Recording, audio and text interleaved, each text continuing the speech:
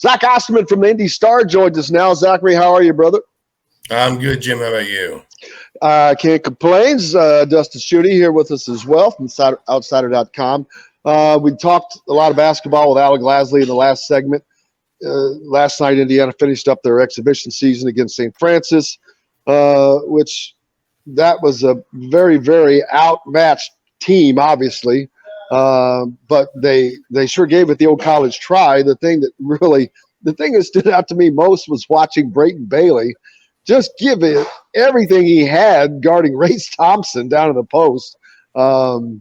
Race only ended up with 6 points, so he can hang his hat on that. But watching Malik Renault and Jalen Hood-Schifino and how just mature their games are. And I think that's the best word for me to use. For their games are just mature.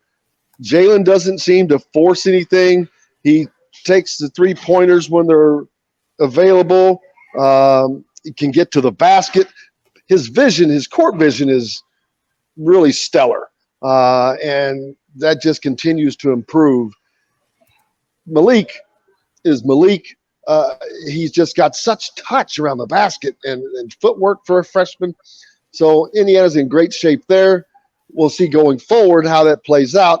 Xavier, it looks like he's still trying to get his game with everybody else, which I think will come, but it's just not there at this moment. Yeah, I mean, I think you pick up bits and pieces out of exhibition games, both because of the competitive level, the other team is kind of coming from, and also because you're never sure, how much of what you're seeing is a hard and fast plan, how much is experimenting, how much is, a coach tinkering with different things. I mean, I thought it was interesting last night when Mike Woodson said, his message to Xavier Johnson is don't feel like you have to do everything this year like you did last year because we've got other guys that can get downhill, that can create, that can pass, that can shoot, can score. On the other hand, like Xavier Johnson has games like this. Like that's part of his profile.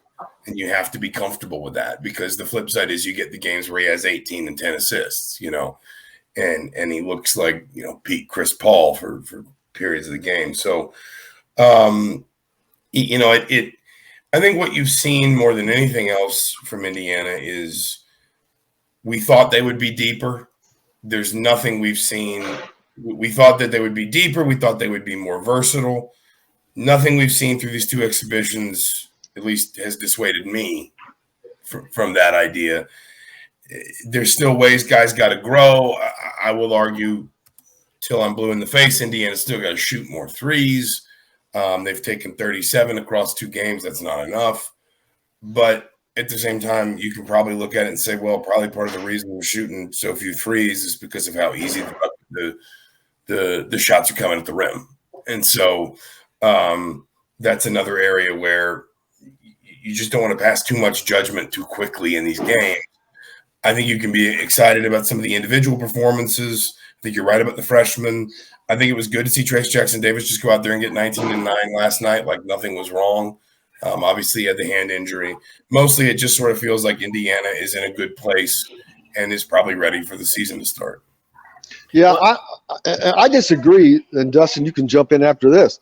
I disagree on the three-point shooting because I don't trust them enough. And I like Jalen Hood-Schifino. He took, 3? I can't remember. I'm going off memory. I don't have the stats in front of me, but he was 2 of 3. It was very efficient.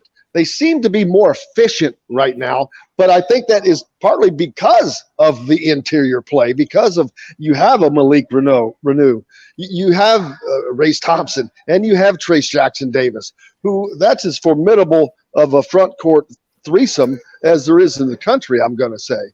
And that's just going to be problematic for teams. And if you can shoot 65% from the field like Indiana did last night, I'll take that all day long.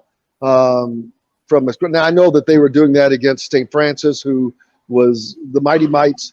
But if you can have a very, very high 2-point percentage, I'd rather see them continue to do that as long as they're not getting beaten by a team who's running them off the board from behind the 3-point line. Yeah, I mean, I think that the balance is you're just not going to get such quality looks at 2. You know, when you start playing teams that have a similar competitive level, teams that have a similar skill level, obviously teams that have a similar size level, you're going to get that at the high major level. You're going to get that in the Big Ten. You know, it's the chicken and the egg a little bit. I mean, Indiana had 64 bench points last night, or not bench points, excuse me, paint points last night. They were getting those shots. So, yeah, when you're getting lots of looks around the rim, 12 of 12 on dunks, 17 of 26 on layups, 49 scores on 71 possessions. When you're getting those looks, yes, take them. My argument is basically just that they're not going to get those looks as often when they're playing better teams. And even if you have some of this depth, you've got Race Thompson, Trace Jackson Davis, Malik Renew, Jordan Geronimo. Hey, we've even seen Logan Duncan play well. Even if you've got that depth, that's not, going to change the fact that against better teams, you're not going to get to have your way as much inside. And I don't think Indiana's going to shoot the lights out from behind the 3-point line this season. But if a team doesn't even have to respect the idea that you might shoot them, much less make them, then the 3-point line is just not working for you at all. Indiana averaged 17.7 threes per game last year. That was in the 310s nationally. And that was after we heard Mike Woodson for the best part of a month say, I'm going to tell them to keep shooting. I'm going to make sure they keep shooting, even if they miss a few, even if we have a cold night. I'm going to make sure that they keep shooting, because basically that same idea that, like, if we don't shoot them, then nobody has any reason to respect them. And if you go back to some of Indiana's, early season games, there are definitely some low 3-point attempt games in there, but they shot 22 against Nebraska. They shot 27 at Syracuse. They shot 24 against Eastern Michigan and 23 against Northern Illinois. By the time you get to Big Ten play, I mean, like they didn't shoot more than 21 threes in a game in the calendar. I'm looking at it now. If I'm looking at this right, they didn't shoot more than 21 threes in a game in the calendar year 2022. Excuse me. Sorry, they did once against Minnesota at home. They shot 9 of 24 on January 9th. After that, they didn't shoot more than 21 in a game all season. The rest of the season, that's not enough. And if the reason Indiana's didn't shoot a ton of threes in these 2 exhibitions, again, I think they had 18, maybe 19 against Marion. They shot 19 last night. I think it was 19 against Marion, now that I'm thinking about it. So 38 total. If the reason they didn't shoot a ton of threes is just because they were getting such good looks around the rim, that's fine. And I don't think Indiana needs to go out there chucking. To be really clear, I don't think they need to take threes just to take threes. But when the ball moves and the offense functions and the shot you get is an open 3, even if you're not a great 3-point shooter, even if you haven't been shooting great that night, that's the shot. That shot needs to go up, because you've got good rebounders that can pull in offensive rebounds. Off a 3-pointer, statistically, an offensive rebound is almost a 50-50 proposition, because you don't know where the carom's going to go if the ball doesn't go in. You got good rebounders. You got better size this year. I mean, Jalen Hood-Schifino, a healthy Trey Galloway, a healthy Tamar Bates, the size Indiana puts on the floor with those guys. And you've just got to be in a place where teams can respect it. You have to be in a place where teams can respect it.